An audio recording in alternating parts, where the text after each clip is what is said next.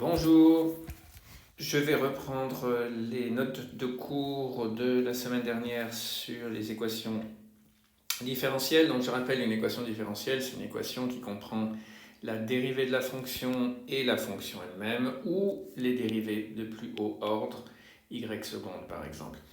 Un rappel, on peut écrire la dérivée première comme y' de t par exemple, pour montrer que c'est une fonction de t, et prime pour montrer que c'est une dérivée première, égale dy sur dt de t. C'est exactement la même chose, donc ce signe-là, c'est exactement le même signe. Donc ne pas se poser de questions quand on voit dy sur dt ou y' de t, c'est exactement la même chose.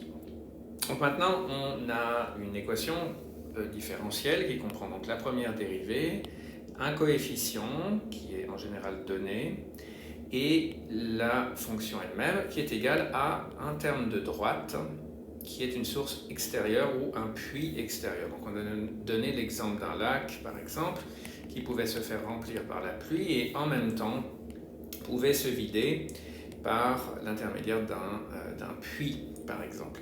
Donc ça nous donne donc une source qui est Q de T, qui est soit positive soit négative, et qui contribue à l'équilibre à l'intérieur du lac. Soit on crée de l'eau, soit on perd de l'eau.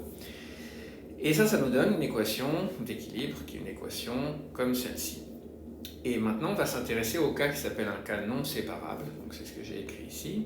Le cas non séparable, on peut donner par exemple le cas de la loi de Newton de refroidissement.